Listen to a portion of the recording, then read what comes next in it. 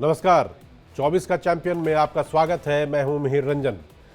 पिछले 24 घंटे से पीएम मोदी कांग्रेस को लेकर बेहद आक्रामक हैं और लगातार 2 रैलियों में उन्होंने जो आरोप कांग्रेस पर लगाए हैं उससे चुनावी गर्मी अचानक से काफी बढ़ा दी है।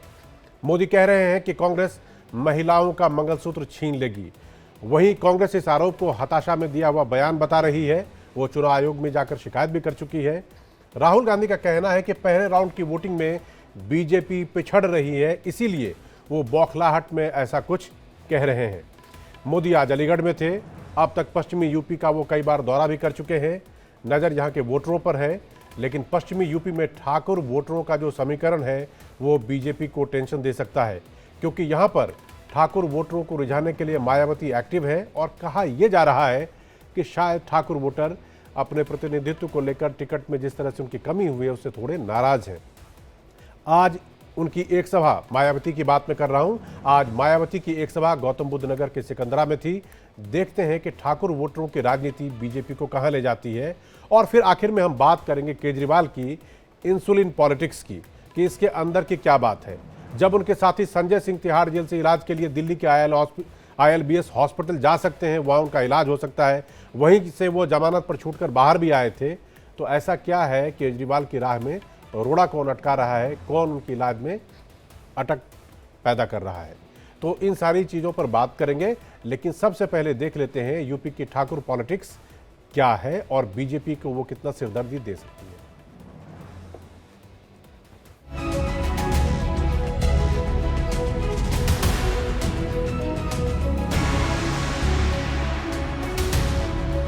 लोकसभा चुनाव के अभी 6 चरणों के चुनाव बाकी हैं और सबकी निगाहें देश के सबसे बड़े राज्य उत्तर प्रदेश पर टिकी हुई है। 80 लोकसभा सीटों वाले उत्तर प्रदेश में जिस तरह से इस बार जातीय समीकरण को सेट करने की कोशिश की जा रही है, अगर वो सफल होती है तो फिर देश की राजनीति को एक नई दिशा मिल सकती है। ये बात हम इसलिए कह रहे हैं क्योंकि यूपी के चुनावी मैदान में जिन 3 पार्टियों पर मतदाताओं की नजर है, उन पार्टियों में एक बीजेपी ने एक नया प्रयोग किया है। हम बीजेपी के इस प्रयोग के बारे में बताएं उससे पहले जरा बीएसपी की रणनीति को उनकी सुप्रीमो मायावती के जरिए समझने की कोशिश करते हैं। मायावती ने वैसे तो मेन स्ट्रीम मीडिया से दूरी बना रखी है, लेकिन जमीनी स्तर पर उनका कनेक्शन बेहद तगड़ा माना जाता है। मायावती की नजर यूपी की रणनीति और राजनीति में अहम भूमिका निभाने वाले राजपूत समाज पर टिकी हुई है। बहुजन समाज पार्टी एक ऐसी पार्टी है जिस पार्टी ने पश्चिमी यूपी में अन्य समाज के साथ साथ क्षत्रिय समाज को भी पूरा आदर सम्मान दिया है। मीडिया से दूरी बनाए हुई मायावती अंदर ही अंदर राजपूत समाज के पंचायत में न सिर्फ हिस्सा ले रही है, बल्कि पश्चिमी उत्तर प्रदेश और पूर्वांचल की सीटों पर राजपूत उम्मीदवार को टिकट भी दिया है। टिकट बंटवारे के मामले में उनको उचित भागीदारी दी है। हमने पश्चिमी यूपी में आपके सहारनपुर मंडल से, मेरठ मंडल से हमने कई टिकट क्षत्रिय समाज को दिए हैं। उधर बीजेपी के जिस नए प्रयोग की हम बात कर रहे हैं वो भी राजपूत समाज से ही जुड़ा हुआ है। लोकसभा के दूसरे चरण में यूपी के जिन सीटों पर चुनाव होने हैं उनकी संख्या 8 है। इन 8 सीटों पर एक भी राजपूत उम्मीदवार नहीं उतारा गया है। पहले चरण के जिन 8 सीटों पर मतदान हो गए हैं उनमें भी सिर्फ मुरादाबाद से कुंवर सर्वेश सिंह को टिकट दिया गया, जिनका मतदान के एक दिन बाद ही निधन हो गया। यूपी में क्षत्रिय समाज का दबदबा माना जाता है। ऐसे में बीजेपी का राजपूत उम्मीदवारों को टिकट न देना एक तरह से नए प्रयोग को बताता है। दरअसल बीजेपी ये कहती आई है कि वो देश की राजनीति को जातीय समीकरण से इधर ले जाना चाहती है। इसके लिए उसने उत्तर प्रदेश को अपनी प्रयोगशाला बनाया है। बीजेपी ने कई राजपूत जिताऊ उम्मीदवार का टिकट काट दिया। उधर बीएसपी और समाजवादी पार्टी दोनों ही इस मौके का फायदा उठाना चाहती है। राजपूत समाज नाराज है, ये दावा इन दोनों पार्टियों का है और अपने इस दावे को पुख्ता करने के लिए दोनों ही पार्टियां राजपूत समाज के साथ मेल जोल बढ़ाने में पीछे नहीं हट रही। चाहे वो क्षत्रिय पंचायत हो या फिर पगड़ी पहनकर राजपूत की भागीदारी की बात हो, इन सब से इतर अगर इस चुनाव में बीजेपी का ये नया प्रयोग सफल होता है तो ये कहना गलत नहीं होगा कि देश की राजनीति की दशा और दिशा दोनों बदल गई है। Bureau report, India daily live.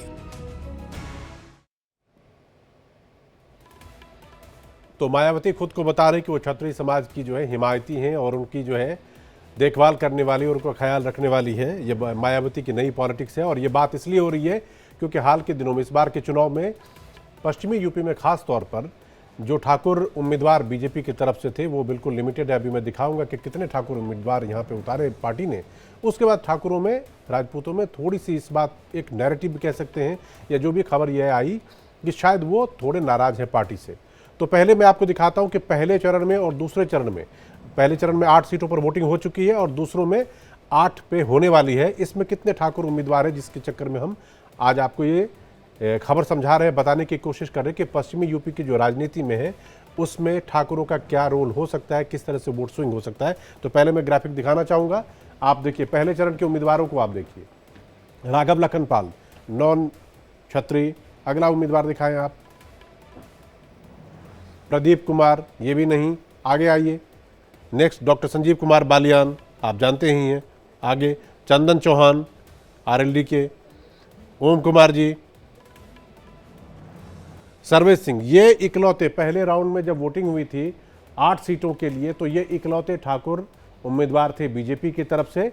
लेकिन दुख की बात यह है कि जिस दिन वहां पर वोटिंग हुई उसके अगले दिन इनका देहांत हो गया। अब ये पहले चरण में कुल 8 सीटों पर जो हुई उसमें सिर्फ एक उम्मीदवार, और जो दूसरे चरण में 8 सीटों पर जो वोटिंग होने वाली उसमें देखिए कंवर सिंह तंवर, ये भी ठाकुर नहीं है। अगले उम्मीदवार को अगली सीट दिखाइए आप, ये मेरठ अरुण गोविल, ये भी नहीं। नेक्स्ट राजकुमार सांगवान बागपत, आगे चले, ये भी नहीं। अतुल गर्ग बीजेपी गाजियाबाद। इसी सीट से आप कह लीजिए एक तरह से सबसे ज़्यादा नाराजगी, क्योंकि यहाँ पर जनरल वीके सिंह पिछली बार जीते थे गाजियाबाद सीट से, इस बार उनको टिकट नहीं मिला। वहीं से थोड़ी सी बुगाड़ शुरू हुई कि आखिर क्यों काट दिया गया। और फिर उसके बाद ये गौतम बुद्ध नगर डॉक्टर महेश शर्मा यहाँ से हैं, जीते हुए सांसद हैं। ये आपको 8 पहले दिखाया और 8 अब, यानी 8 + 8 अगर हम बात करें तो 16 सीटों में जो बीजेपी के कैंडिडेट या बीजेपी के जो उम्मीदवार हैं उसमें कुल जमा 1 ठाकुर उम्मीदवार है और 1 का टिकट कट गया, जो आपको हमने बताया गाजियाबाद सीट से। तो मेरे साथ रामकृपाल जी भी जुड़ चुके हैं और मैं सीधे उनकी तरफ रुक करके एक सवाल पूछना चाहूँगा। सर, जिस तरह की खबरें आ रही हैं, क्या वाकई ठाकुर बीजेपी से नाराज है, मोदी से नाराज है, या एक नैरेटिव सेट करने की कोशिश हो रही है? नहीं, देखिए निश्चित रूप से कुछ नाराज़गी तो है और ये बड़ा स्वाभाविक सा है, जैसा आपने अभी गिनाया जताया। तो जब भी मौका टिकट बंटवारे का आता है तो अलग अलग जातियां चाहती हैं कि उनके जाति का कोई बंदा हो जो उनको रिप्रेजेंट कर सके। ये चीज़ें समाज में होती हैं। लेकिन मैं एक बात आपको बता रहा हूँ, नाराज़गी जरूरी नहीं है। मैं हमेशा एक बात कहता हूँ कि डिसेंट जो है या नाराज़गी, नाखुशी, अगर वो रिबेलियन में नहीं तब्दील होती है। बहुत लोग नाराज़ होते हैं लेकिन अल्टीमेटली जब ये देखते हैं कि विकल्प क्या है तो हम बहुत नाराज़ हैं, दुखी हैं, लेकिन क्या इतने नाराज़ हैं कि बीजेपी को वोट नहीं देंगे, इसमें मुझे संशय है। निश्चित तौर पर नाराज़गी है और नाराज़गी बहुत कारणों से होती है। और जिस तरह से नेता ज़्यादा नाराज़ हैं, आम वोटर जो है राजपूतों में वो शायद उतना नाराज़ नहीं है। लेकिन अगर ये हम कहें कि बिल्कुल बहुत खुश है, ऐसा भी नहीं है।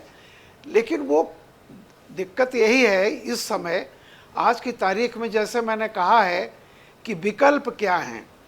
एक विकल्प है जिससे आप नाराज़ हैं, दूसरा विकल्प जो अतीत में रहा है, जैसे मायावती जी आज बहुत कुछ कह रही हैं, तमाम चीज़ें, लेकिन अतीत का जो अनुभव है। रामकृपाल जी, आप जो कह रहे हैं, आप कह रहे हैं कि नाराजगी है लेकिन रेबेल नहीं है।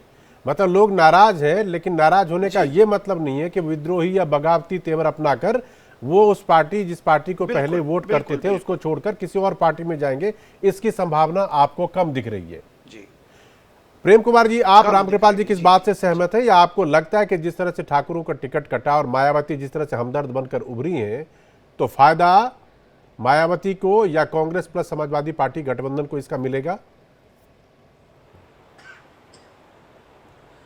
देखिए, रामकृपाल जी की ही बात को आगे बढ़ाते हैं मीर जी, कि लोग नाराज़ हैं, तो नाराज़गी किस लिए है? उनके घर का कोई चूल्हा चौखट का सवाल तो है नहीं। नाराज़गी है कि राजपूतों का रिप्रेजेंटेशन जो होना चाहिए बीजेपी के लिए, जिस तरीके से राजपूत समाज हमेशा रहा है डेडिकेटेड, वो उस हिसाब से उनको इग्नोर किया गया है। और ये एक जगह की बात नहीं है, हम लोग पश्चिम उत्तर प्रदेश की चर्चा कर रहे हैं, लेकिन ये तो पूरे देश में बात उठ रही है। इसके अलावा कुछ नाराज़गी वाले प्रश्न हैं कि बीजेपी के नेता रूपाला जी ने राजपूतों के सम्मान में कटौती करने वाली बातें कहीं, और पगड़ी उछाली गई जो करनी सेना के प्रमुख हैं। ये सब घटनाएं हुई हैं, तो उसकी भी नाराज़गी है। लोग सौगंध ले रहे हैं ना, शपथ ले रहे हैं कि किसी को वोट दो, बीजेपी को वोट मत दो, और ऐसी कई सभाएं हो रही हैं।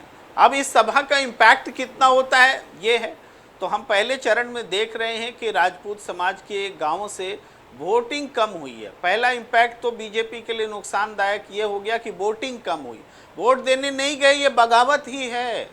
और इसको बगावत और कैसे करेंगे? लोग थोड़े हाथ में डंडा लाठी लेके बगावत करेंगे, तो वोट देने नहीं गए। जी प्रेम कुमार जी, आप रामकृपाल जी की उलट बात कह रहे हैं। मैं रामकृपाल जी के पास वापस लौट के जाना चाहूंगा।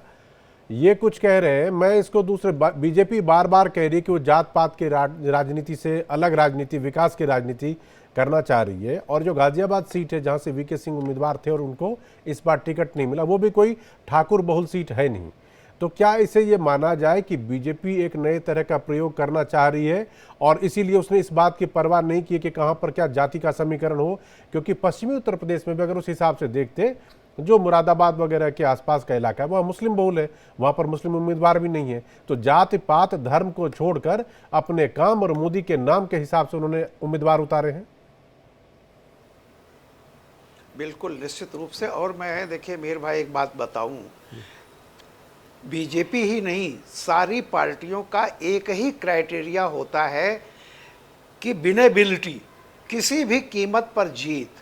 जो जीतता हुआ दिखेगा वो चाहे किसी भी जाति का हो, उसको वोट देते हैं, उसको टिकट देते हैं, और बाद में ये जस्टिफाई करते हैं कि हमने इस जाति को सोच करके दिया। होता वो नहीं है, दरअसल विनेबिलिटी। और अमित शाह तो इसको इंटरव्यू में पिछले 2019 में भी कह चुके थे, जब उनसे पूछा गया था माइनॉरिटी के लोगों को क्यों नहीं देते, तो उन्होंने कहा था कि देखिए, अगर माइनॉरिटी का कोई बंदा जीतता हुआ नजर आएगा, हमारे पास आएगा, हम निश्चित रूप से उसको देंगे। तो केवल winnability is the only criteria. वो चाहे कांग्रेस हो, चाहे बीजेपी हो, चाहे समाजवादी पार्टी हो, हर पार्टी ये देखती है कि कौन जीत सकता है।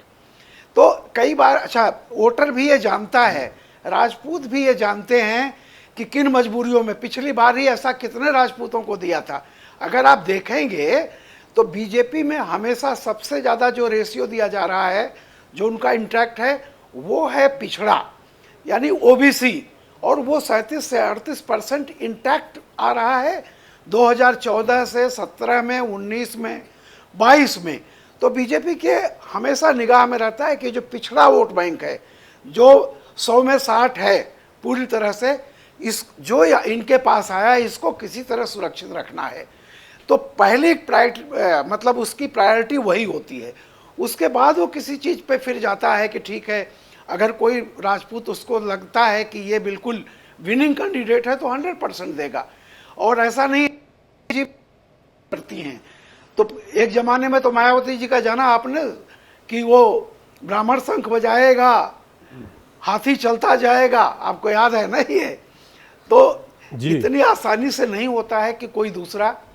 और एक लाइन और कहूँगा, देखिए, राजपूतों में भी जो राजपूत नेता हैं वो ज़्यादा नाराज़ हैं, लेकिन एक बात हम पिछले इलेक्शन में देखिए, नेताओं की नाराज़गी या खुशी से उनके गले मिलने से वोटर ट्रांसफ़र नहीं होता है। मायावती और अखिलेश मिल गए थे, वोट ट्रांसफ़र नहीं हुआ। तो ऐसा नहीं है कि सब राजपूत नाराज़ है तो बिल्कुल राजपूत कट गया और वो चला जाएगा मायावती की तरफ। अगर वो मायावती की तरफ भी जाता है, एक बात बताऊं आपको जी, तो भी बीजेपी का फायदा है, क्योंकि ट्रायंगुलर फाइट होगी। जितना वोट कटेगा वो कोई समाजवादी पार्टी को नहीं जा रहा है, जो पोटेंशियल वहां का अखिलेश और कांग्रेस की पार्टी है। जी प्रेम कुमार जी, बस एक छोटा सा इस पे जवाब दीजिए मुझे कि रामकृपाल जी कह रहे हैं कि वोट इधर से उधर ऐसे नहीं चला जाता है। ये सिर्फ मैं लोगों के दो नेताओं का नाम ले रहा हूं। उन्होंने नेताओं की नाराजगी की बात की कि जनता से ज्यादा नेता नाराज है। एक तो वीके सिंह साहब का टिकट कट गया और दूसरा संगीत सोम वहां पे नाराज हैं।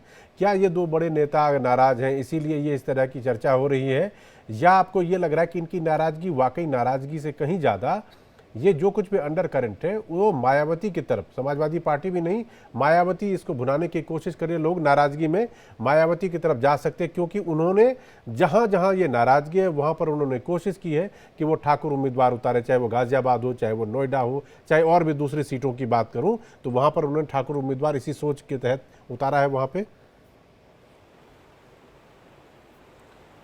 देखिए मिहिर जी, राजपूतों को रिझाने के ख्याल से बीजेपी के अलावा कोई पसंदीदा शेल्टर कौन हो सकता है, तो इसमें जो उनका वेलकम करे।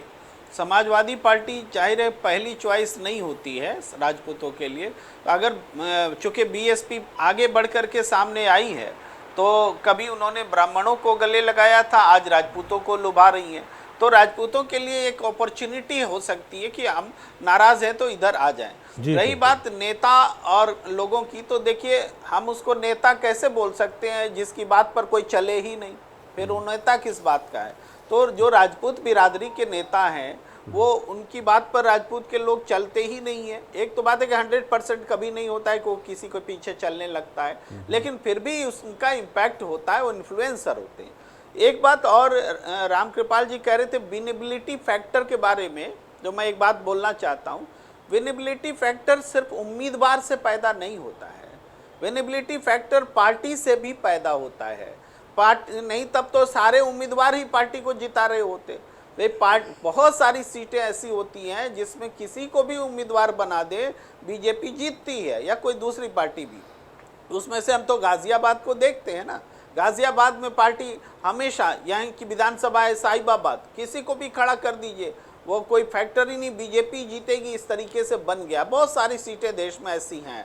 तो इसलिए केवल विनेबिलिटी फैक्टर और राजपूतों की विनेबिलिटी एबिलिटी चली गई उनके जीतने की, ये मानने वाली बात नहीं है। कि गाजियाबाद जैसे इलाके में जहाँ राजनाथ सिंह जीत रहे थे और वीके सिंह जीत रहे थे, यहाँ राजपूतों की विनेबिलिटी का फैक्टर खत्म हो गया, ये बात मानने वाली बात नहीं है। ये रणनीतिक चेंज है, ये रणनीतिक चेंज राजपूतों को के खिलाफ है और उनको पसंद नहीं आ रहा है। चलिए इस पे अपन बात करते रहेंगे। अभी चुनाव बहुत बचा हुआ, 6 चरणों का अभी वोटिंग होनी बाकी है।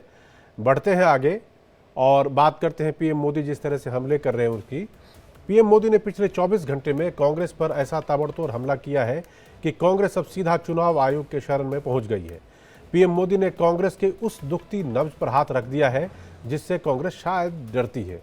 मोदी ने 24 घंटे में 2 बार साफ साफ कह दिया कि कांग्रेस के घोषणा पत्र में लोगों की संपत्ति हड़पने का प्लान है। ऐसे में अगर कांग्रेस की सरकार आती है तो वो महिलाओं का मंगलसूत्र तक ले सकती है। मोदी के इसी बयान के बाद सियासत गर्मा गई है। कांग्रेस कह रही है कि उसके घोषणा पत्र में ऐसा कुछ भी नहीं है, लेकिन सवाल ये उठता है कि पब्लिक मोदी की बात पर यकीन करेगी या फिर कांग्रेस नेताओं के दावे पर। हमारी रिपोर्ट देखिए, उसके बाद फिर चर्चा करेंगे।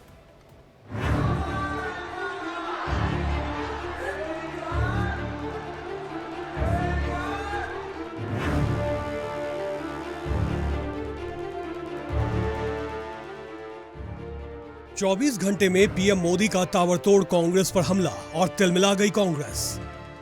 ये जो संपत्ति है उनको सरकार अपने कब्जे में लेकर उसको सबको बांट देगी, ये कहते हैं। ये मैनिफेस्टो उनका कह रहा है। हमारे देश में माताओं बहनों के पास जो सोना होता है, कितना ही कम क्यों न हो, वो स्त्री धन होता है, पवित्र माना जाता है, कानून भी उसकी रक्षा करता है। अब इनकी नजर कानून बदलकर हमारी माताओं बहनों की संपत्ति छीनने का भी खेल खेला जा रहा है। उनका मंगलसूत्र, उस पर उन लोगों की नजर है। क्या आपकी मेहनत की कमाई का पैसा घुसपैठियों को दिया जाएगा? आपको मंजूर है ये? ये कांग्रेस का मैनिफेस्टो कह रहा है कि वो माताओं बहनों का सोने का हिसाब करेंगे, उसकी जड़ती करेंगे, जानकारी लेंगे और फिर उस संपत्ति को बांट देंगे और उनको बांटेंगे जिनको मनमोहन सिंह जी की सरकार ने कहा था कि संपत्ति पर पहला अधिकार मुसलमानों का है। पिछले 24 घंटे से कांग्रेस के अंदर घमासान मचा हुआ है। कांग्रेस के नेता आग बबूला हो गए हैं। कांग्रेस नेताओं में साफ साफ बेचैनी देखी जा सकती है। बेचैनी भी इस हद तक कि कांग्रेस अध्यक्ष मल्लिकार्जुन खड़गे ने पीएम मोदी को चिट्ठी लिखकर उनसे मिलने का समय मांग दिया। उनके पास कुछ नहीं बोलने के लिए, वो हमेशा कांग्रेस को टीका करते हैं या अपोजिशन, और खास करके आजकल तो ये बोल रहे हैं कि इंडिया गठबंधन वहाँ कुछ भी नहीं है, कोई लीडर नहीं है। अरे लीडर, गठबंधन में लीडर पैदा होता है बाद में, पहले ही थोड़ा ही करते हैं, कभी भी ऐसा नहीं हुआ। इधर खड़गे ने चिट्ठी लिखी और उधर पीएम मोदी ने आज एक बार फिर कांग्रेस पर हमला बोला। आजादी के बाद इतने चुनाव हुए, पहली बार दिल्ली में कांग्रेस का जो शाही परिवार रहता है वो कांग्रेस को वोट नहीं देगा। अगर ये शाही परिवार कांग्रेस को वोट नहीं देता है तो आपसे वोट मांगने का उनको क्या हक है भाइयों? जहां इस शाही परिवार के लोग रहते हैं वहां कांग्रेस चुनाव ही नहीं लड़ रही है। मैं अपने दोनों मेहमान की तरफ रुख करना चाहूंगा, रामकृपाल जी और प्रेम कुमार जी। सर, मैंने पूरा मैनिफेस्टो ऊपर से लेकर पहले पन्ने से लेकर आखिरी पन्ने तक देखा, उसमें कहीं क्लियर कट ऐसा लिखा हुआ है नहीं। मैं उसकी कॉपी जो ट्वीट किया गया वो भी मैं लेके खड़ा हूँ, जिसकी बिना पे, जिसके बेसिस पे कहा जा रहा है। इसमें लिखा है कि Congress will conduct a nationwide social and caste census to enumerate the castes, sub castes and their social economic condition based on the data. We will strengthen the affirmative action. फिर इकोनॉमिक एम्पावरमेंट की बात है, तमाम चीज़ें हैं जो हो सकता है एक मतलब कह लीजिए कि किसी गरीब कमज़ोर को मजबूत करने के लिए पार्टी ने ऐसा लिखा। इसमें कहीं से भी, जो कि उनके नेता भी कह रहे हैं कि किसी भी तरह से मुसलमानों का भी जिक्र नहीं है। फिर ऐसे में ये नैरेटिव कहाँ से आ गया, मतलब किस बेसिस पर? मनमोहन सिंह ने पहले चुके कहा था कि सबसे ज़्यादा रिसोर्स पर अगर पहला हक किसी का है तो मुसलमानों का है, या कांग्रेस के दूसरे नेता भी जिस तरह से हिमायत करती रही, या पार्टी का जो स्टैंड है उन सबको जोड़ के फिर जाके इसकी बिना पे, इसके रेफरेंस से कहा जा रहा है। रामकृपाल जी, मैं आपका चाहूंगा जवाब। अच्छा, देखिए मिहिर जी, मैंने भी पूरा वो पढ़ा है और भाषण भी सुना है। एक बात आपको बताऊं जी सर, कि चुनाव है, चुनाव में किसी भी नेता के भाषण का अगर आप तार्किक आधार ढूंढिएगा तो बड़ी दिक्कत पड़ेगी। ठीक है, लेकिन मैंने उस मैनिफेस्टो में जो इशारा है, जो कहा भी गया है, एक चीज कही गई है, रीडिस्ट्रीब्यूशन ऑफ द वेल्थ। ये बात तो उसमें है जी। यानी जो मौजूदा संपत्ति है इसका रीडिस्ट्रीब्यूशन करेंगे, यानी वंचित तबकों को ज्यादा मिले। दो बातें होती हैं, एक होता है कि हम वेल्थ क्रिएट करेंगे और लोगों की गैर बराबरी दूर करेंगे। दूसरा होता है जो है उसी को छीन के बांटेंगे। तो जो राहुल गांधी जी ने भाषण भी दिया उसके बाद कि एक्सरे कराएंगे, एक्सरे में देखेंगे क्या है, फिर संख्या जाति जनगणना कराएंगे, फिर जिसके जितना हक है उसके हिसाब से करेंगे। तो मेरा एक ही कहना है कि बात का बतंगड़ बनता है इलेक्शन में। अच्छा, ये कांग्रेस भी करती रही है। जैसे राहुल जी ने 100 बार कहा होगा कि लोकतंत्र की हत्या हो गई, संविधान खत्म हो गया, भारत में लोकतंत्र नहीं है, वैसे ही रीडिस्ट्रीब्यूशन ऑफ वेल्थ को व्याख्या करते करते मोदी जी यहाँ तक ले गए कि मंगलसूत्र भी आपका छीन लेंगे जी। तो ये जो हाइपरबोलिक है, ये चुनाव के समय में सारी पार्टियां करती हैं और मैं उसको उसी लेवल तक रखता हूं। हालांकि ये दुर्भाग्यपूर्ण है, मैं खुद मानता हूं इस बात को, लेकिन आप मौका क्यों देते हैं एक नीतिगत बात कह करके कि इस देश का जो बड़े बड़े पूंजीपति हैं उनको देखेंगे उनके पास कितना धन है, तो क्या मतलब कहने का है? सारी संपत्ति सबकी छीन करके बंटवारा कर देंगे। प्रेम कुमार जी, आजकल तो आज की तारीख में दुनिया में ये तो साम्यवादी भी नहीं कहते हैं इस तरह से, सोशलिस्ट भी नहीं है कर रहे हैं, रसिया में भी नहीं है, चाइना में भी नहीं है भाई, क्यूबा में भी नहीं है। प्रेम कुमार जी, आपको लगता है कि वाकई कांग्रेस मंगलसूत्र वगैरह छीन छान के बांट देगी दूसरों में? देखिए, जहां से बात शुरू की गई है, नरेंद्र मोदी जी ने 2006 के बयान उठाए मनमोहन सिंह जी के।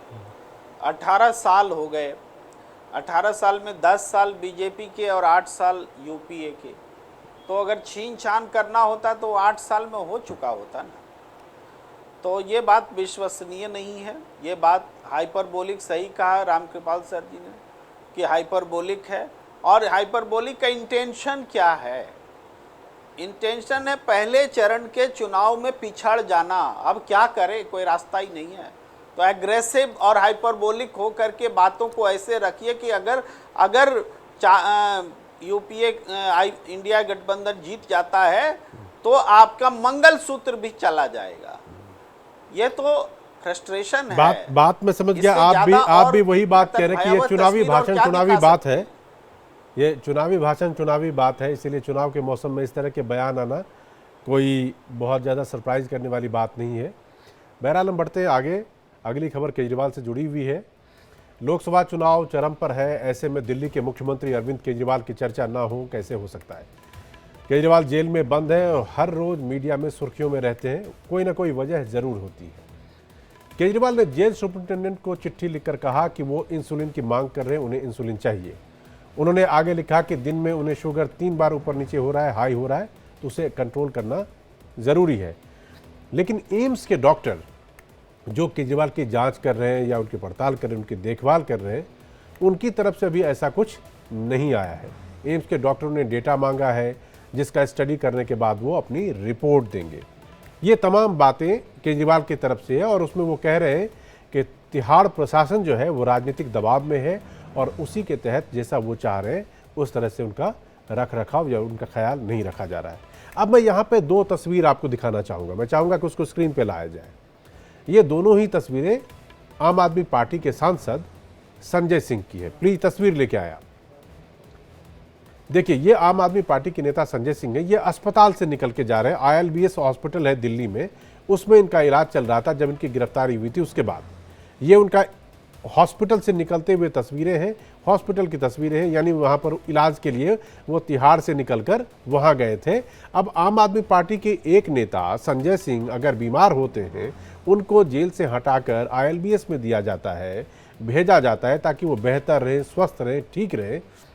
तो ये बात ऐसे में बड़ी एक बार को अतार्किक लगती कि फिर केजरीवाल जी के साथ ऐसा क्यों होगा कि उनको डॉक्टर इंसुलिन नहीं देने देंगे या उनकी जो देखभाल सेहत की है वो प्रॉपर तरीके से नहीं होगी। ऐसा भेदभाव होना तो नहीं चाहिए। और दूसरी तरफ दूसरी तस्वीर देखिए। एक तस्वीर में वो व्हील चेयर पे हॉस्पिटल से निकलते हैं और दूसरे में रिहाई के ठीक बाद। इन दोनों तस्वीरों में मुश्किल से कुछ घंटे का ही अंतर रहा होगा।